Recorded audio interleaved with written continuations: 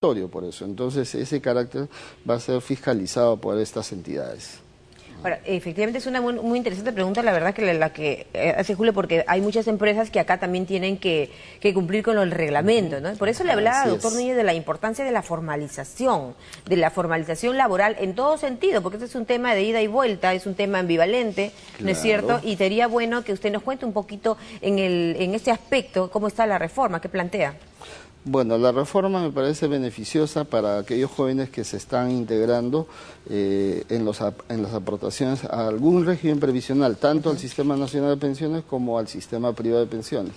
Ahora las facilidades electrónicas han permitido que también sean obligados y que a través de, por ejemplo, del Sistema Privado de Pensiones hay un sistema que se llama FPNet, que también es virtual, pueden afiliarse. Y los jóvenes que son nuevos van a ser afiliados a Habitat, que es una nueva AFP, en la cual va a administrar sus fondos que vayan a ir acumulando.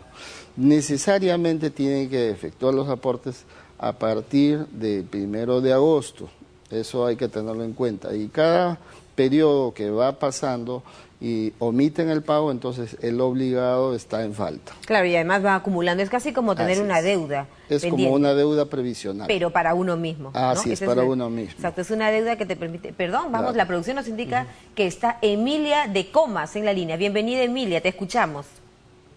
Buenos días. Adelante, Emilia. Aló, buenos días. Sí, Emilia, estamos escuchándote. Tu pregunta, por favor. Sí, quisiera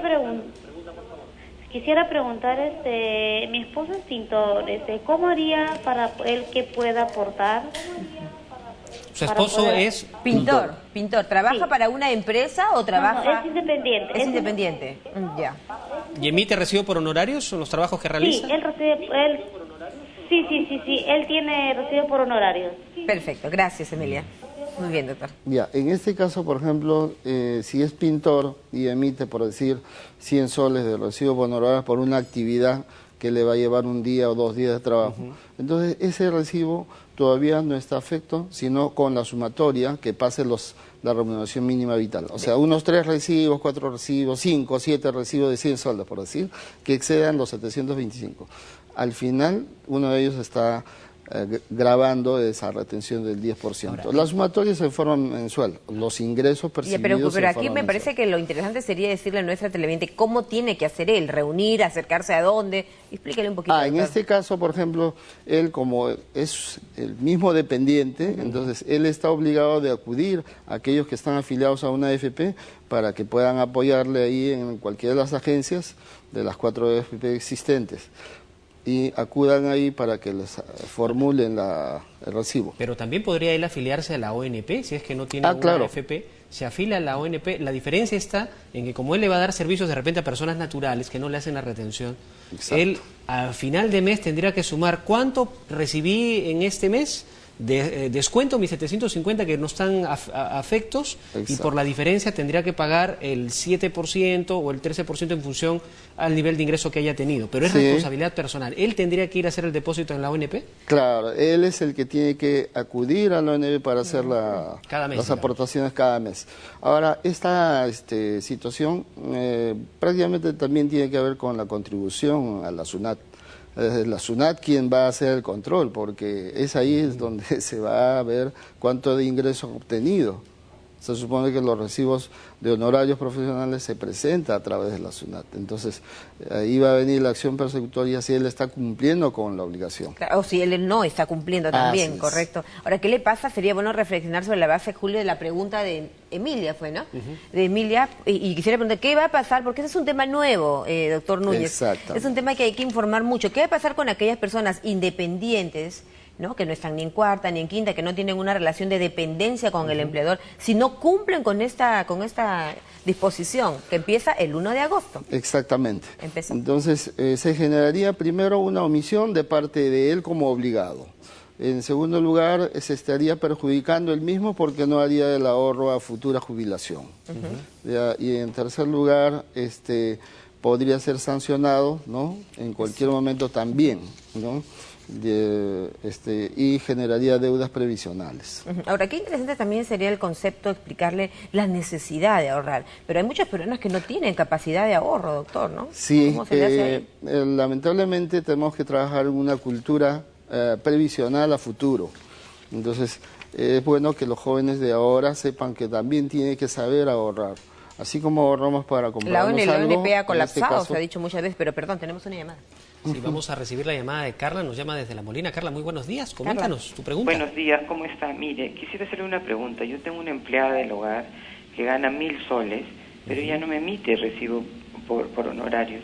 Entonces, ¿cómo puedo hacer para poder descontarle y poder pagar lo de la AFP? Bien, muy bien, Carla, has tocado un tema muy importante. ¿Qué pasa con aquellas personas que perciben, que trabajan con nosotros y a veces pues están en la informalidad de no emitir un recibo por honorarios? Exactamente. ¿Cuál sería el consejo de la asesoría, Carla? En este caso, la persona tendría que exigirle que emita un recibo por honorarios para que haya la formalidad de la obtención de un ingreso. Entonces, de otra manera, se estaría omitiendo también esa aportación, porque ya hay un trabajo efectivo. Un trabajo realizado, por lo tanto, en este caso tendría que obligar a la persona que presta ese servicio de limpieza para que pueda generar el recibo por honorarios. Ahora, existe la posibilidad de tener el recibo por honorarios electrónico.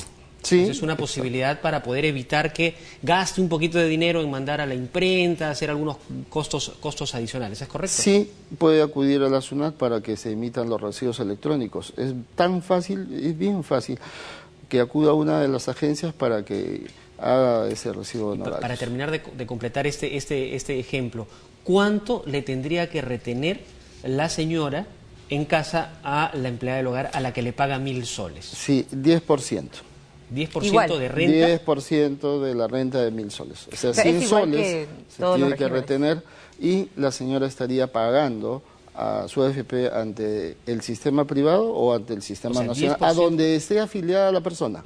Para tenerlo claro, porque a mí me generó la confusión. 10% de renta y claro, el 7%, que es lo que le corresponde al aporte al Sistema Nacional de Pensiones o a la AFP si es que escoge esta persona. Sí. 17% sería lo que le retiene. No, 10% nada más. Así es, 10%.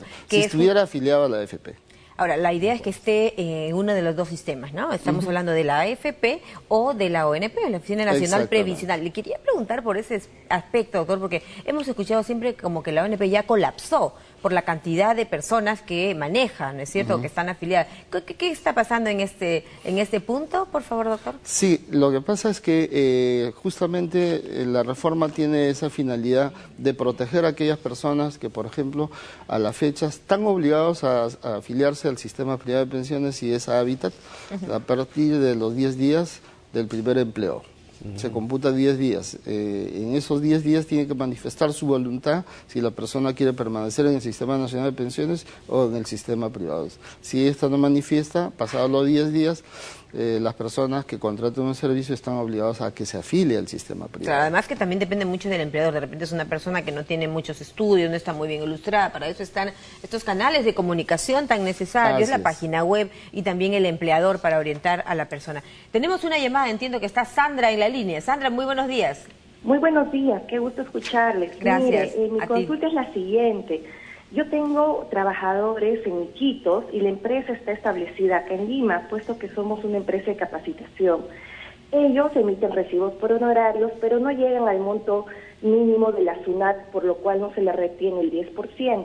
En este caso tengo dos preguntas. ¿Ellos también entran al sistema de AFPs? Y lo segundo es, ¿pueden inscribirse en una AFP en Iquitos o yo debo inscribirlos acá en Lima? ¿Cuánto ganan en promedio? Ellos no pasan los 1.800 soles, que es el monto mínimo que pide la SUNAT para retener el 10%. Gracias, muchísimas gracias por esta pregunta, muy interesante. Sí, todos esos trabajadores que están en Iquitos sí tienen que afiliarse porque ya pasó los 1.125 soles que exige la norma. Entonces, sí tiene que hacer las retenciones de ese 10% que se llama al fondo, siendo emitidos por recibo por honorarios. Obligado. Obligado. O sea, que en este caso Sandra ya sabe que ella, que es la empleadora, tiene que, ¿no es cierto?, inscribir a estos trabajadores. Ahora, en el caso me pareció muy interesante seguirle preguntando, doctor, para ahondar este punto de las empleadas del hogar o del señor pintor que nos acaba de llamar su esposa, ¿no es cierto? Porque entiendo que hacia ellos está más que nada orientada esta disposición, doctor. De repente gana pues menos menos de los 725 soles. ¿Qué decirle a ellos? Ya, en esos casos, por ejemplo, las personas que ganan menos monto tendrían que, no están obligados a aportar en ese caso, ¿no? Pero aquellos que sobrepasan la remuneración mínima vital fijada en 1.125, ellos sí están obligados. A partir de los 1.125, entonces ya saben que tiene que estar cumpliendo con esta disposición, que es un poquito obligarlos al ahorro, pero que es un ahorro para uno mismo, ¿no? Pensando en tu jubilación que no vas a tener, pensando en tu futuro cuando seamos viejitos. Pues. Ahora, es que acá hay otra ventaja, no solamente es que van a tener una pensión, sino que además van a tener, por ejemplo, atención de salud. ¿Qué otros beneficios tiene como consecuencia de cumplir con este proceso una vez que estén jubilados? Ya, una vez que estén jubilados, ya prácticamente tendrían acceso a la seguridad social. Entonces, una vez que ya tienen la pensión, ellos pueden atenderse en cualquier sistema de seguridad social hasta la fecha de su fallecimiento. Imagínense, todos los beneficios que conlleva la afiliación, ¿no? Y sobre todo el fondo de pensiones, ¿no? Tanto la AFP o la Oficina Nacional. Y las aportaciones se pueden hacer electrónicamente a través de la AFPNet de cualquier parte, electrónicamente. ¿En cualquier parte del país? Claro, por ejemplo, por ese trabajador de Iquitos puede seguir trabajando allá y acá se hacen los aportes en la página web. Ahora tiene que mantener el control, ¿no? El documento que te dan, sea que el empleador haga el pago se hace la emisión de los recibos de los aportes en forma electrónica. Perfecto. De acuerdo. Y eso sí, ¿y qué pasa con el trabajador? El trabajador tiene que pedir que le den cada mes su comprobante de depósito de su pensión. Tiene que pedir. De acuerdo, muy bien. Bien, muchísimas gracias. Le agradecemos por habernos acompañado esta mañana. Ha sido el economista Máximo Núñez quien ha tratado de ilustrarnos, de darnos algunas respuestas a las inquietudes que giran en torno a esta norma que entró en vigencia a partir del 1 de agosto. ¿Qué significa?